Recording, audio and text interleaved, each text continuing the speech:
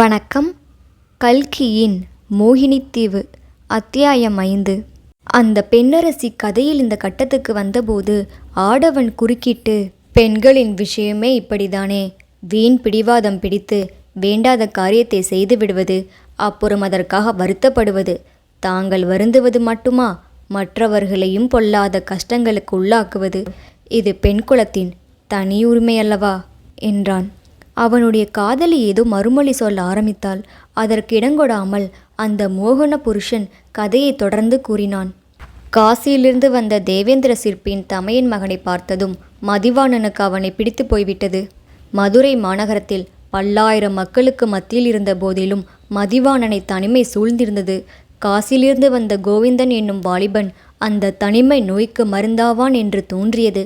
கோவிந்தனிடம் அந்தரங்க அபிமானத்துடன் பேசினான். நட்புரிமை பாராட்டினான். அடிக்கடி வரவேண்டும் என்று வற்புறுத்தினான். கோவிந்தன் சிற்பக்கலையை பற்றி நன்கு அறிந்திருந்தான். இலக்கியங்கள் கவிதையிலும் பயிற்சியுடையவனாய் இருந்தான். ஆகையால் அவனுடன் அளவலாவி பேசுவதற்கு மதிவாணனுக்கு மிகவும் விருப்பமாயிருந்தது. கோவிந்தன், எனக்கு இந்த நகரில் உறவினர் அதிகம் பேர் இருக்கிறார்கள். அவர்களையெல்லாம் பார்க்க வேண்டும். ஆயினும் அடிக்கடி வர பார்க்கிறேன் என்றான். மதிவாணனுடைய விரதத்தை பற்றி அறிந்து கொண்ட கோவிந்தன் தனக்கும் ஒரு விரதம் உண்டு என்று சொன்னான். அதற்காக ஆசார நியமங்களை தான் கண்டிப்பாக கடைபிடிப்பதாகவும் எவரையுமே தான் தொடுவது இல்லை, தன்னை தொடுவதற்கு விடுவதும் இல்லை என்று சொன்னான். இதை பற்றி மதிவாணன் எந்தவிதமான சந்தேகமும் கொள்ளவில்லை. கோவிந்தனுடைய ஆசார நியமத்தை தான் எதற்காக கெடுக்க முயல வேண்டும் என்று இருந்துவிட்டான். பாண்டியகுமாரி புருட வேடம் பூண்டு அடிக்கடி சிற்பக்கூடத்துக்கு வந்து போவது பற்றி தேவேந்திர சிற்பியின் மனத்திலே கவலை உண்டாயிற்று. ஏதேனும் விபரீதம் விளையப் போகிறதோ என்று பயப்பட்டார். பயத்தை வெளிப்படையாக சொல்லாமலும் இரகசியத்தை வெளியிடாமலும் தமது சீடனிடம், கோவிந்தன் வரத் தொடங்கியதிலிருந்து உன்னுடைய வேலையின் தரம் குறைந்துவிட்டது என்றார். அவன் அதை ஆட்சேபித்து, வேலை அபிவிருத்தி அடைந்திருக்கிறது என்றான். பாண்டியகுமாரியோ தேவேந்திர சிற்பியின் ஆட்சேபங்களை பொருட்படுத்தவில்லை. இந்த நிலைமையில் தேவேந்திர சிற்பி தவியாய் தவித்து கொண்டிருந்தார். அதற்கு தகுந்தாற்போர் அவருடைய கவலையை அதிகமாக்கும்படியான காரியம் ஒன்று நிகழ்ந்தது. மதுரை நகரின் ஒற்றன் தலைவன் ஒவ்வொரு நாளும் தேவேந்திர சிற்பியின் சிற்பக்கூடத்துக்கு வரத் தொடங்கினான். யாரோ புதிதாக சோழ நாட்டிலிருந்து ஒரு சீடன் வந்திருக்கிறானாமே என்றெல்லாம் விசாரணை செய்ய தொடங்கினான். தேவேந்திர சிற்பியார் மனத்தில் பயந்து கொண்டு வெளிப்படையாக தைரியமாக பேசினார். இங்கே வந்து தொந்தரவு செய்தால் பாண்டியரிடம் சொல்வேன் என்று ஒற்றர் தலைவனை பயமுறுத்தினார். அதற்கெல்லாம் ஒற்றர் தலைவன் பயப்படவில்லை. மறுபடியும் வந்து கொண்டிருந்தான். ஒரு நாள் கோவிந்தன் வேடம் பூண்டு வந்த ராஜகுமாரி மதிவாணனிடம் பேசிக்கொண்டு வெளிவந்தபோது ஒற்றர் தலைவன் பார்த்துவிட்டான். நீ யார், எங்கே வந்தாய் என்று கேட்டான். சந்தேகம் கொண்டு தலைப்பாகையை இழுத்துவிட்டான். உடனே புவனமோகினி ரௌத்ராகாரம் அடைந்து ஒற்றர் தலைவனை கண்டித்து திட்டினாள். அவன் நடுநடுங்கி மன்னிப்பு கேட்டுக்கொண்டான். பிறகு போய்விட்டான். இதெல்லாம் அறகுறையாக உள்ளே தன் வேலை கூடத்தில் வேலை செய்து கொண்டிருந்த மதிவாணன் காதில் விழுந்தது. கோவிந்தனுடைய அதிகார தோரணையான பேச்சும் குரலும் அவனுக்கு வியப்பையும் ஓரளவு திகைப்பையும் உண்டாக்கின. கோவிந்தனை பற்றி ஏதோ ஒரு மர்மம் இருக்கிறதென்ற ஐயம் அவன் மனத்தில் உண்டாயிற்று.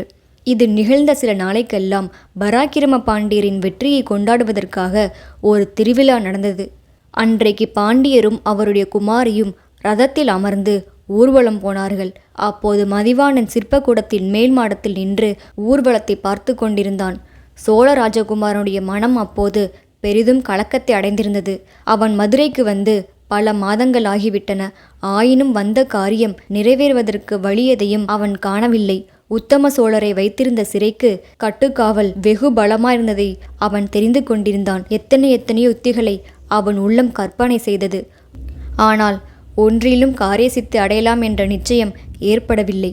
நாளாக பராக்கிரம பாண்டியன் மீது அவனுடைய குரோதம் அதிகமாகி வந்தது. வேறு வழி ஒன்றும் தோன்றாவிட்டால் பழிக்கு பழியாக பராக்கிரம பாண்டியர் மீது வேலெறிந்து அவரை கொன்றுவிட வேண்டும் என்று எண்ணினான். இத்தகைய மனோநிலையில் அவன் சிற்பக்கூடத்தின் மேல் மாடத்திலிருந்து பாண்டிய மன்னரின் நகர்வலத்தை எதிர்நோக்கிக் கொண்டிருந்தான். பராக்கிரம பாண்டியர் வீற்றிருந்த அலங்கார வெள்ளி ரதம் நெருங்கி வந்து கொண்டிருந்தது. அந்த ரதத்தில் பாண்டியருக்கு பக்கத்தில் ஒரு பெண் உட்கார்ந்திருப்பதை கவனித்தான். பாண்டியரின் பட்ட மகிழ்ச்சி காலமாகிவிட்டாள் என்பது அவனுக்கு தெரியும். ஆகையால் அரசர் பக்கத்தில் உட்கார்ந்து வருவது அவருடைய மகளாய்த்தான் இருக்க வேண்டும். தனக்கு நேர்ந்த இன்னல்களுக்கெல்லாம் காரணமான அந்த பெண் எப்படிதான் இருப்பாள் என்று தெரிந்து கொள்ள அவனை மீறிய ஆவல் உண்டாயிற்று. ஆகையால் நின்ற இடத்திலிருந்து அகலாமல் நெருங்கி வந்த ரதத்தை உற்று நோக்கி கொண்டிருந்தான். சிற்பக்கூடத்துக்கு நேராக ரதம் வந்ததும் பாண்டியகுமாரி சிற்பக்கூடத்தின் மேல் மடத்தை நோக்கினாள். தேவேந்திர சிற்பியின் பல சீடர்களுக்கு மத்தியில் நின்ற மதிவானுடைய முகத்தை அவளுடைய கண்கள் தேடி பிடித்து அங்கேயே ஒரு கண நேரம் நின்றன. அந்த கணத்தில் மதிவாணன் தன் மனத்தை சில காலமாக கலக்கி வந்த இரகசியத்தை கண்டு கொண்டான். எவ்வளவு திறமையாக எத்தனை வேடங்கள் வேண்டுமானாலும் போடலாம். ஆனால் கண்கள் உண்மையை வெளியிடாமல் தடுக்க முடியுமா? தேவேந்திர சிற்பியின் தமையன் மகன் என்று சொல்லிக்கொண்டு வந்து தன்னோடு சிநேகம் பூண்ட வாலிபன் உண்மையில் மாறுவேடம் தரித்த பாண்டியகுமாரி புவனமோகினிதான் என்று தெரிந்துவிட்டது. இந்த உண்மையை தெரிந்து கொண்டதும் சுகுமாரனுடைய உள்ளம் கொந்தளித்தது. பற்பல மாறுபட்ட உணர்ச்சிகள் பொங்கி எழுந்தன. எல்லாவற்றிலும் முதன்மையாக இருந்தது தன்னை ஏமாற்றியவளை தான் ஏமாற்றிவிட வேண்டும் என்பதுதான். அப்படி ஏமாற்றுவதன் மூலம் தான் வந்த காரியத்தையும் நிறைவேற்றி கொள்ள வேண்டும். இதற்காக ஒரு உபாயத்தை சுகுமாரன் தேடி கடைசியில் கண்டுபிடித்தான். ஆனால் காரியத்தில் அதை நிறைவேற்ற வேண்டி வந்தபோது அவனுக்கு எவ்வளவோ வருத்தமாயிருந்தது. கதை இந்த கட்டத்துக்கு வந்தபோது அந்த ஆடவனின் முகத்தில் உண்மையான பச்சாதாபத்தின் சாயை படர்ந்து அவனுடைய குரல் தழுதழுத்து பேச்சு தானாகவே நின்றது. அவன் கதையை விட்ட இடத்தில் அந்த பெண்மணி எடுத்துக்கொண்டாள். பாவம், அந்த வஞ்சக சிற்பியின் கபட எண்ணத்தை அறியாத புவனமோகினி வழக்கம்போல் மறுநாள் அவனை பார்ப்பதற்காக ஆண் வேடத்தில் சென்றாள். அவனை தான் ஏமாற்றியதற்காக தன்னுடைய வருத்தத்தை தெரிவித்து கொண்டாள். மதிவாணன் வெகு திறமையுடன் நடித்தான். நேற்றோடு தன்னுடைய விரதத்தை கைவிட்டு விட்டதாக சொன்னான். பாண்டியகுமாரின் சுண்டு விரல் ஆங்கைக்காக தன்னுடைய உயிரையே தியாகம் செய்ய சித்தமாயிருப்பதாக கூறினான். இனிமேல் ஆண்வேடம் பூண்டு வர வேண்டிய அவசியமில்லை என்றும் ராஜகுமாரியாகவே தன்னை பார்க்க வரலாம் என்றும் தெரிவித்தான். கள்ளங்கபடமற்ற புவனமோகினி அவனுடைய வஞ்சக வார்த்தைகளையெல்லாம் உண்மை என்று நம்பினாள். இந்நாளில் மேற்கி குடகு நாட்டிற்கு படையெடுத்து சென்ற பாண்டிய சேனை பெருந்தோல்வியடைந்து விட்டதாக ஒரு செய்தி வந்தது. பராக்கிரம பாண்டியர் தோல்வியை வெற்றியாக செய்து கொண்டு வருகிறேன் என்று சொல்லிவிட்டு உதவி படையுடன் புறப்பட்டு போனார். போகும்போது அவர் தம் அருமை மகளிடம் தம்முடைய முத்திரை மோதிரத்தை ஒப்படைத்து, நான் இல்லாத காலத்தில் ராஜ்யத்தை பாதுகாக்க வேண்டிய பொறுப்பு உன்னுடையது என்று சொல்லிவிட்டு போனார். ஆனால் தன்னுடைய உள்ளத்தையே பாதுகாக்க முடியாமல் நாடோடி வாலிபன் ஒருவனுக்கு பறிகொடுத்துவிட்ட புவனமோகினி ராஜ்யத்தை எப்படி பாதுகாப்பாள்? அவள் மனோநிலையை அறிந்த இளஞ்சிற்பி தன் வஞ்சக வலையை தந்திரமாக வீசினான். ஒரு நாள் புவனமோகினி தேவேந்திர சிற்பியின் சிற்ப மண்டபத்துக்கு போனபோது மதிவாணன் சோகமே உருவாக உட்கார்ந்திருப்பதை கண்டான். அவனுக்கு எதிரே ஒரு செப்பு விக்கிரகம் உடைந்து சுக்கு நூறாக கிடந்தது.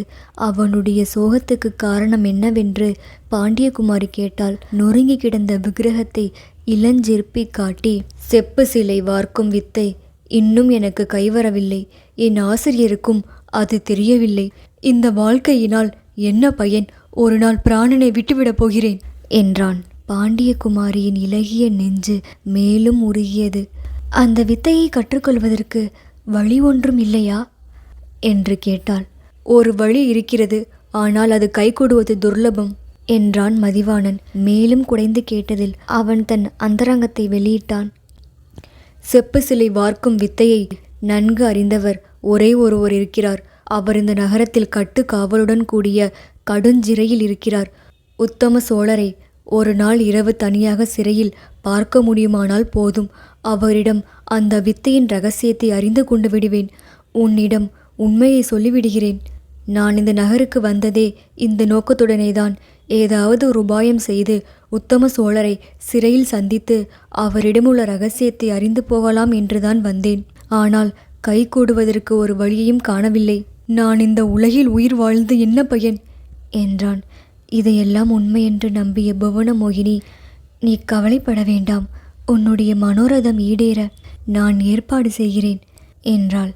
அதை நம்பாதது போல் மதிவாணன் நடித்தான். முடிவில், அவ்விதம் நீ உதவி செய்தால் என் உயிரையே கொடுத்தவளாவாய். நான் என்றென்றைக்கும் உன் அடிமையாயிருப்பேன் என்றான். மறுநாள் புவனமோகினி மதிவாணனிடம் பாண்டிய மன்னரின் முத்திரை மோதிரத்தை கொடுத்தாள். இன்று இரவு இந்த மோதிரத்தை எடுத்துக்கொண்டு சிறைக்கூடத்துக்கு போ. இதை காட்டினால் திறவாத சிறைக்கதவுகள் எல்லாம் திறந்து கொள்ளும். அசையாத காவலர்கள் எல்லோரும் வணங்கி ஒதுங்கி நிற்பார்கள். உத்தம சோழரை சந்தித்து இரகசியத்தை தெரிந்து கொள். நாளைக்கு முத்திரை மோதிரத்தை என்னிடம் பத்திரமாய் திருப்பி கொடுத்து விடு என்றாள். மதிவாணன் முத்திரை மோதிரத்தை வாங்கி கொண்டு மறுபடியும் நன்றி கூறினான். பாண்டிய குமாரிக்கு தான் 7 ஜென்மங்களிலும் கடமைப்பட்டிருப்பேன் என்று சொன்னான். அவளுக்கு தன்னுடைய இருதயத்தையே காணிக்கையாக சமர்ப்பித்து விட்டதாகவும், இனி என்றென்றைக்கும் அவள் காலாலிட்ட பணியை தன் தலையினால் ஏற்று செய்யப் போவதாகவும் கூறினாள். அதையெல்லாம் அந்த பேதை பெண் புவனமோகினி உண்மையென்றே நம்பினாள். நன்றி.